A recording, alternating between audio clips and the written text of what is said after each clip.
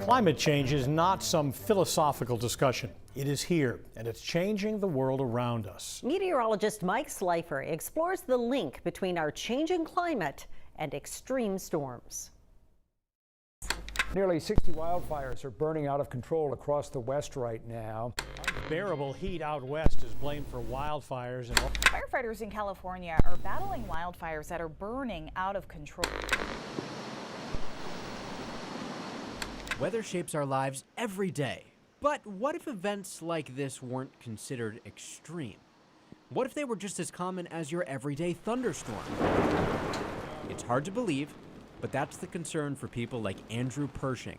This summer, we're dealing with multiple climate-related events across the United States.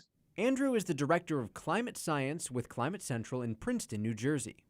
Andrew's experience spans decades, and the models he has seen over the years could mean extreme weather will become more and more common if nothing is done to change it.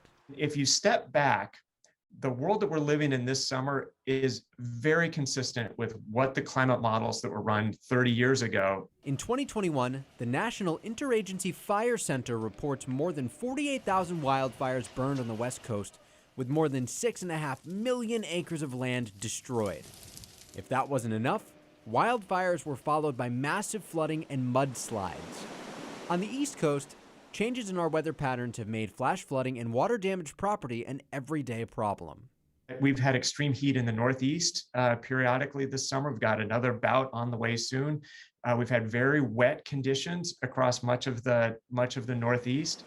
When we talk about climate change, it's important to understand that a couple of warm months do not point to a shift in the climate. The concern starts when we see longer patterns. So when we consider the changing weather, we have to put that in the context of the longer-term trends. Maine state climatologist Dr. Sean Burkle spends his days identifying these patterns. What has he found?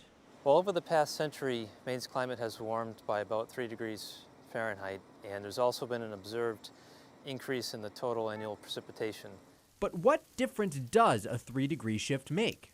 Winters are shorter and more mild than they used to be, and the summers are likewise, in terms of summertime heat that we experience, is a little longer. Rain events are getting bigger, droughts longer, nights are staying warmer.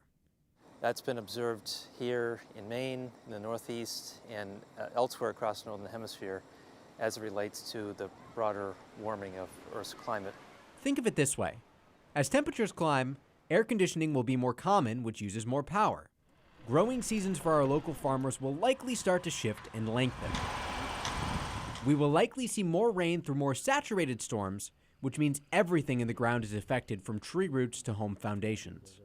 For Maine, it translates into Mainers adapting, which in many cases requires dollars spent on repairs to current buildings and changing how we build in the future.